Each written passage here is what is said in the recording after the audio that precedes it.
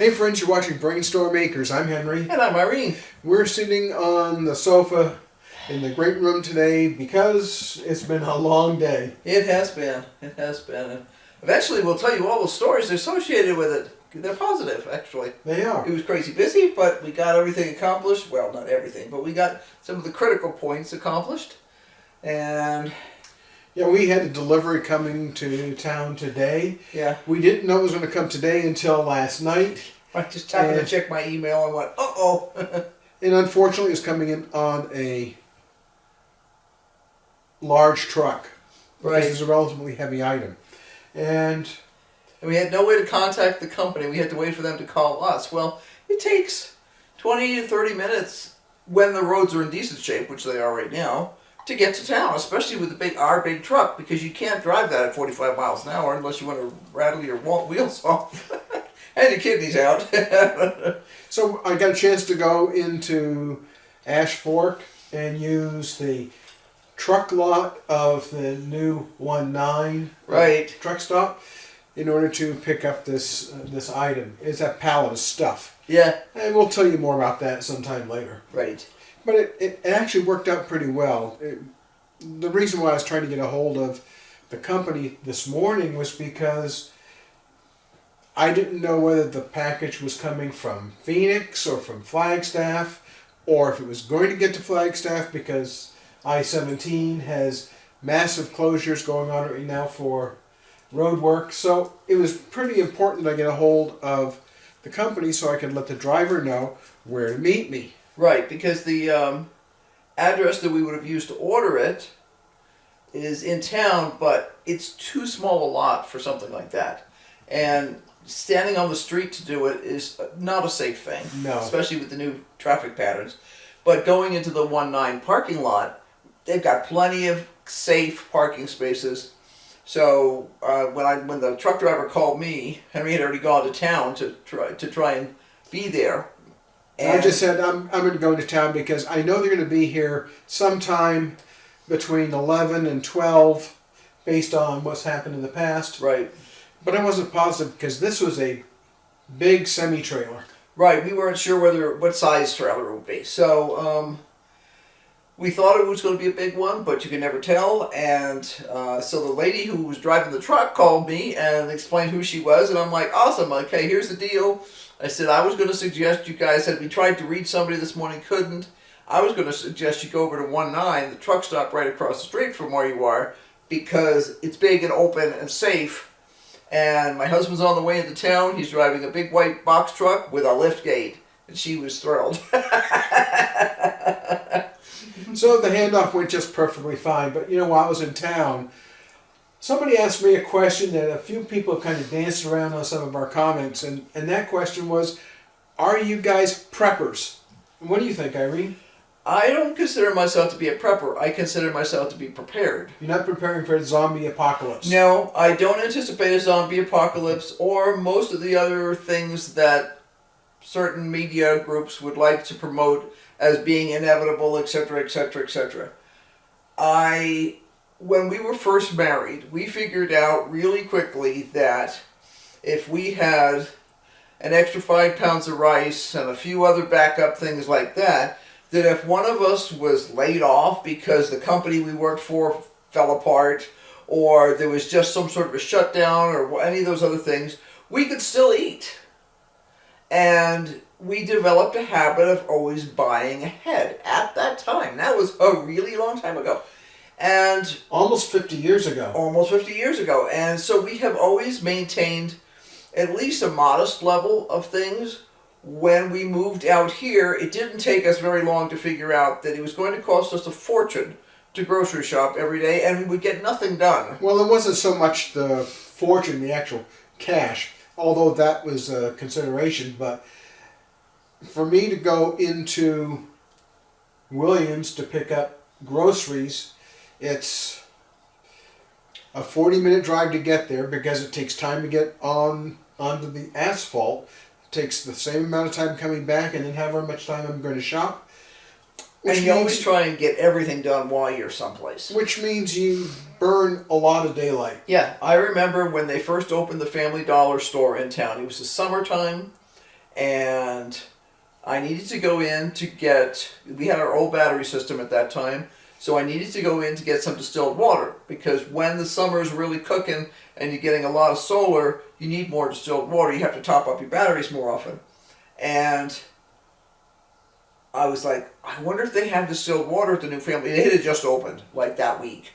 And I went in, I picked up the mail at the post office, I went over to the Family Dollar, and they had distilled water, so I bought like 6 gallons of it and threw And it back in the car. it was less expensive at the Family Dollar than it is at the regular grocery store. Right. It was only $1 a piece for them. And then I drove home and I went, I have the entire rest of the afternoon. It was like 1:30 or 2 o'clock, and I had not wasted my entire afternoon driving to Williams. So that was like a real game changer for us. To not have to, all you need is a loaf of bread. You pick it up in town at the Family Dollar. Yeah, they don't have the fancy brands, but if you're looking for something, if I really want something fancy, I'll bake it. But, for regular stupid loaf of bread, I could pick it up for as good a price, if not better, at the Family Dollar. So it changed life. We had a significant, prior to the shutdown, we had a significant pantry here because we can get snowed in or mudded in. The road washes out sometimes, or they don't plow our roads here. You're on your own. So if we get 18 inches of snow and there hasn't been much traffic, yeah, that main road can be quite a mess for a week. So instead of having to risk life and limb, you simply eat out of your freezer and your stuff here. And my business, although I do have a steady online business with Etsy, back when we first moved out here, it was more event oriented. So I'm getting a chunk of change multiple times a year, but in between that, I don't have all that much. So when you get your chunk of change, you stock up on everything you need. And that just becomes a habit. So when we had the big shutdown and everything became hard to get, we just upped our game a little bit. We've backed off a little bit since then because we don't feel quite as stressed, but we always have at least some stuff on hand. It would never occur to me, even if I lived in suburbia anymore, to get down to 2 rolls of toilet paper. Just wouldn't. I would be mortally afraid for my tush that I'd wind up using something random. And, and I know people who've switched to all kinds of other systems. I'm comfy with what I've got. And it's just like, no, I don't consider myself a prepper. I consider myself prepared. We have a decent freezer full of food. Is it exactly where I'd like it to be? No. And it comes and goes depending on what's been on sale and things like that. We have a decent selection of dry goods and canned goods and home canned goods and frozen goods. Right now in the greenhouse, I've got pak choy that I could harvest if I wanted to this week. We have some in the refrigerator. I know I don't need to harvest it. For soup, yeah. Yeah, but if I needed to, I could. We'll have spinach in about 2 weeks. I just fertilized it again this morning. So we tend to grow what we can that makes sense. And to me, okay, we're on a limited income, We don't have a gigantic 401k, whatever the heck they are. So there's none of that stuff, And we have Social Security and we have what I make with my business.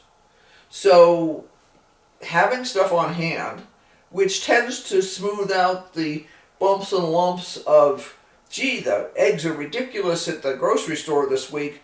Well, you know what? We can wait until next week, and when we go to Sam's Club, they'll be 1/4 of that price at Sam's Club, so we'll pick them up there instead. And it means we need to stockpile them, so I need to have room for at least 4 dozen eggs in my refrigerator. And there's been times when we've got their big pack, which is like 7.5 dozen. I keep because it's uncomfortable to have a cardboard box stuffed in your refrigerator, I keep a certain number of the regular cartons for eggs so that I can break things down and stick them in there. But no, it's practical. It's just not having to, the other day Henry was like, well, should I drive up to, and he goes, that's dumb. I have things to do. I'll just stay home. We have plenty to eat here. It's not a biggie. Sometimes it means we fall back on having breakfast for dinner, but nobody's going hungry. Yeah, it's just food. It's food, and you're still getting a balanced diet out of it. And we're both pretty good cooks. Yeah, yeah. So it's not like, we're going to go hungry because we couldn't get to Sonic this week or something like that. Let's talk some about other things that people who think about preppers think about. Let's talk about, do we have a bug out plan?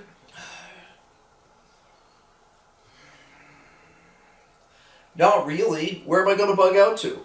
Well, the problem is if you're going to have a bug out plan, you have to have some place to go. Yeah. And you need to know how you're going to be able to get there. One of the problems, if you look at the ultimate catastrophe of gas stations can't pump gas, there's all kinds of governmental intrusions. How far can you go on one tank of gas? Not very far. And how much additional gas can you bring? Mm-hmm. And how many people are going to be trying to go to the same place? So Right. we look at it and say, well, Nah, I'll take my chances here. we're probably as well off here as any place else. We normally we try not to have less than 2,000 gallons of water, not counting our rainwater.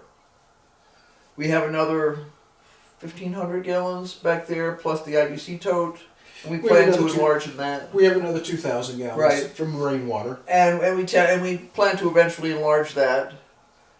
If we had to cut back hard, we would eliminate most of the stuff in the yard and go to all greenhouse growing because it's much more efficient in terms of water use. There's lots of things you could do. It doesn't make sense. The whole bug out thing is something that I think came about because people were living in cities. So they figured that if chaos hits and there's riots and there's this and that and the other thing, they'll throw their crap in the Jeep and they'll run out of town someplace else. And that someplace else that they're going to should be well stocked with water and food and gasoline and all the other stuff. And I remember chatting years and years ago, he doesn't live in this area anymore, with someone who was a little on the prepper side. And they were saying, the misconceptions. The first thing you have to do is give up your vices. No cigarettes, no chewing tobacco, no snuff dipping, no alcohol, because that's all resources that you cannot afford to waste. Now, alcohol in the long run can be made from just about anything. That's a whole different thing. But the whole people who can't live without a 24-pack thing, you're much better off with toilet paper and, some basics. Dried beans. There's a lady in Michigan who does prepper potpourri. She's a hoot. She looks like your basic Midwestern housewife, which she is, actually. But she's also a college professor. I don't remember what she teaches. But she does all kinds of stuff on real heavy duty, if the whole place goes down the toilet, how long can you survive? And she talks about really practical things like people will talk about, oh, I've got all these dried beans and I've got all these this. Well, do you have water to reconstitute them with? So you have to look at the whole rounded thing. And her proposal is that you do more canned goods, that all you have to do is dump them into a pot and reheat them, or if you had to, you could eat them cold and it wouldn't hurt you. So we keep a good selection of seeds on hand. Mm-hmm. We typically will buy seeds ahead. We've been caught a couple of times when the seed crop failed for a producer, and then you're kind of stuck. In fact, one of our favorite green beans was very, very difficult to find. Oh, the yellow ones, Carson's. Yeah. Carson crop failed, I don't know how many years in a row. And when we finally did get a batch of them, the crop had degraded. It was not as good. And we actually don't usually raise them anymore. We've gone to a more productive variety. If you're super, super concerned, you need to make sure you have heritage breeds that will breed true. A lot of what we grow is F1 hybrids. That doesn't mean it's GMO. It just means that they are, You took plant A and plant B, and you pollinated one of the other to the other. The same thing that nature does. It's just done with help. Except you've chosen which varieties you're going to cross, and that gets you, for instance, the provider beans that we grow. They're a little bush bean, and even a very small plot, like 3 feet by 3 foot, would make an unbelievable quantity of beans for months if you fertilize them and water them properly. For months. You know, one of the things I do is I try to keep all of our vehicles with at least a half tank of fuel. Mm-hmm. One of the vehicles does not have a gas gauge that works, so I have to go based on the trip odometer. And Right. I'm typically putting in a little more than a half a tank of gas when I fill up. The good thing is that means it's not a lot of money. The bad thing is I'm always saying, well, I wonder where we are in this process. So I just take that approach because if for some reason the power is down in Ash Fork, that means that they can't pump gas. Yeah, well, But that happened, what, was it 2 years ago? Yeah, but we may need to get to Flagstaff to a hospital or go down to Prescott for some particular reason. Yeah. And if I have a half tank of gas, get at there. least I can get there, get back, and still do some driving. Right. You know, I want to say it's about 2 years ago or something. It had nothing to do with anything local. You know, when you're in suburbia, usually it means somebody hit an electric pole or a small local transformer blew up, and they'll have it fixed in a couple of hours max. There was something that affected some of the high tension lines up here, and Henry was going to go to town, and There's something told me to call. Call and see if they're open. And no answer. And I got on. I'm like, I'm going to go check online and see if we're off grid, so we don't know when the power system's down. We don't care. We don't care. It doesn't affect us. So I went online and checked with APS, Arizona Power Systems, and yeah, there was a major outage that went all the way from Seligman to Williams. So that's 28 miles west of us, all the way to 18 miles east of Ash Fork, not where we are. And it was down for 3 days, 4 days? It was a while. Well, that means that everything that was refrigerated or frozen in the Family Dollar rotted because they don't have a backup generator. Still, they don't have backup. They still don't have it. To me, it's unconscionable. But that's not my loss. I'm sure they just write it off. But I'm just like, no, if you go to Safeway, they have a backup generator. Because the last thing they want to do is throw away tens of thousands of dollars worth of frozen food and meat and stuff like that.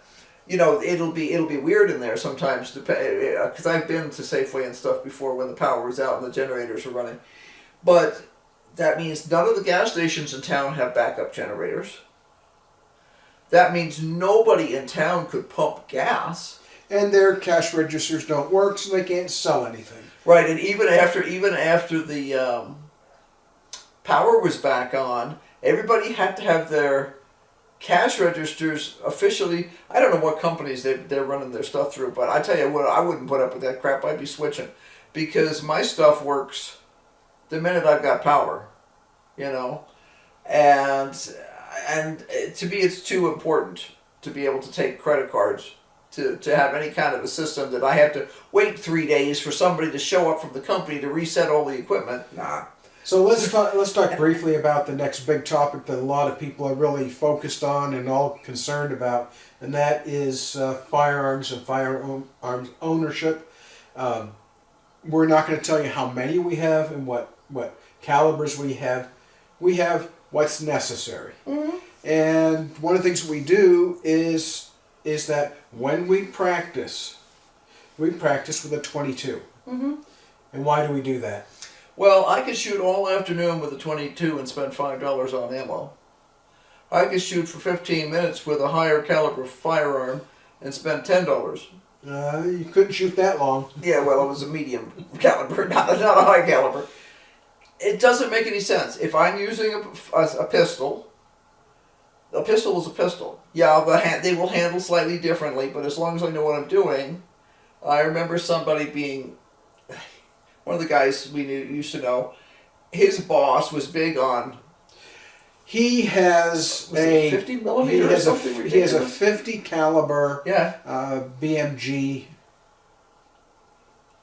Let's call it a sniper rifle. Right. And he's all gung-ho saying, you know, when the end comes and we have to go do this, I'm just taking my 50 cal and my ammunition, I'm going out in the desert. I'm thinking to myself, How, awesome. how long can you hike with a relatively heavy weapon? Yeah. And how many rounds are you going to be able to carry Yeah. for effectively a BMG? Right. That's I can kill a rabbit with 122 shell. it's silly, is what I say. It's but, like. but the thing is, we're both getting older, and we have joints that sometimes can get sore. Mhm. And one of the issues is we want to be able to shoot enough to have currency in practice. Mm-hmm. And you can't do that if you're If my wrist is sore because I've been shooting a Exactly. heavy caliber firearm all afternoon. No. Now, I for a long time was a marksman sharpshooter with small bore. I have pretty much every NRA award for small bore. I don't make a big deal of it, but it gives you an idea about the degree of competency that I have with that kind of a weapon. And Irene was an NRA shotgun instructor. Right. Now, I used to love to shoot skeet. That was my favorite thing on the planet. now, one of the things that happens, we live rural. And when I say rural, when we first moved here, I talked to the sheriff's deputy and said, well, if we have a problem, how long is it going to take you to get here? And the deputy said, well, you know, if I'm in town, it'll be 45 minutes to get to your place.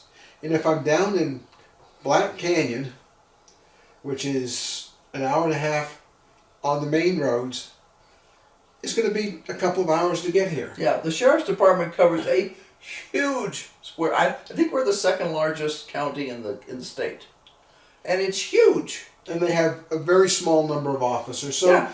we're pretty much on our own. Yeah. So when Irene was doing some jury duty, I was going to be out of town, and one of the things I did was to buy a tactical shotgun for her. And a lot of people will say, well, what do you want to get a shotgun for? You could just use a 45, you could use this, you could use that. And the answer is very simple. If you're going to have a house intruder or somebody's going to be coming onto your property, there's really only two distances. One is too darn close, and one is too far away. Too far away we can carry and we can cover, and too darn close. We cover that with number 4 buckshot Mm-hmm. in a shotgun that Irene is competent to shoot. And yeah, she has the light on it and all the bells and whistles Mm-hmm. for a tactical shotgun. So we're not afraid of people coming. We're not expecting people to come. And if they do, well, we'll deal with that when that happens, if it happens. But again, we're not expecting the end of the world as we know it. No. We're not expecting a zombie apocalypse. No. There's lots of zombies in town, but they're too busy waving their flags and being foolish and drinking too much most of the time to really do much damage. And it's kind of like for a while where I was hearing people, they're going to come take your firearms away. Okay, let's look at this logistically. There are probably 3,000 people that live in the general vicinity of our town. Out on an assortment of ranches, anywhere from walking distance from downtown to, well, a family that we knew that was homeschooling their kids were another 45 minutes out from where we live. Yes. Okay. So they're out, right? And on dirt roads, most of which are not even on the map. Yep. Okay, so even if you get a Google map, one of the satellite maps, so you can see all the roads, and you sit there and you take the time to figure out every building out there that shows. Okay? How many people would it take to come around to every dwelling in this entire area and take away firearms? Or anything. Or anything else for that matter. It's like, well, aren't you afraid that people will do this? Or aren't you afraid? No. Generally speaking, no. We have very little crime in this area because everyone's armed. I only know one or two people out on this entire area who do not carry firearms, and I would never say who they are because, That's their business. that's their business, not mine. I used to do open carry, and actually we had concealed carry permits for a long time when Henry was on the road and I was home by myself. When I was accepting deliveries from random truck drivers who would come in to drop off building supplies and stuff like that, I always had a concealed carry firearm with me. And if the guy wasn't being polite, you let your jacket fall open, and usually most people, when they see a shoulder holster, suddenly become polite. So, And only once or twice in the 20 years that I lived out here almost now, did I have to let my jacket fall open. Most people are just not that stupid. so what I say is we're not extreme preppers. We try to be prepared for the things that could reasonably befall us. Yes. We're not paranoid, is No. what I would say, and we encourage But you we're to. practical. Yeah, we encourage you to take the degree of preparedness that is right for you, and you're the only person who can determine Right. what that is. I can't tell you. No. Irene can't tell you, and you shouldn't let your neighbors tell you. But you need to think about your circumstances Objectively. and what makes you feel confident and comfortable. Yeah. Are you comfortable with firearms? If not, what are you going to do if there is an issue? If you couldn't get to town for a week, are you going to go hungry? Or do you have enough stuff on hand? There have been snowstorms. I remember when I was a little bitty kid, and that had to be, I must have been 4, 5. So that had to be about 1956 Mumble, or mumble. 7, something like that. Because I would have been kindergarten. We had one heck of a snowstorm. I was in New York at the time, on Long Island, on the North Shore. And people are like, oh, it's just because you were little. No, my dad was 6 feet tall. He stayed 6 feet tall. He stayed 6 feet tall. I mean, he shrunk a little bit at the end, but, he was 6 feet tall at the time. And the drifts were taller than he was. Okay, that means the drifts were more than 6 feet tall. That's my metric, And they had a heck of a time digging out everything and getting everything. But my mom always kept some groceries on hand. She wasn't prepared like we are, but she did not drive, so she had to rely on my father to drive to the grocery store on the weekends, unless we wanted to walk all the way down to the country store, which was a heck of a long walk, and we did do that sometimes. But for everyday stuff, you always kept stuff on hand. Say goodbye, Irene. It's getting late. It is. So be sure to like, subscribe, and hit that notification bell, because obviously we're going to be doing lots more. We've got a few ornaments on our tree now. We've got lots more to put up there. A few ornaments up on the shelves. Yeah. Have an advent calendar on the wall. Yep. Yeah. Oh, by the way, we got advent calendars for the dog and the cat. And the cat, right. I don't think, they don't understand, but they're always glad to get treats, so it's not a bad thing. And the cat thinks hers are pretty yummy. Yeah, they smell, they stink. They're salmon and seaweed, so what else could a cat want besides something stinky to eat?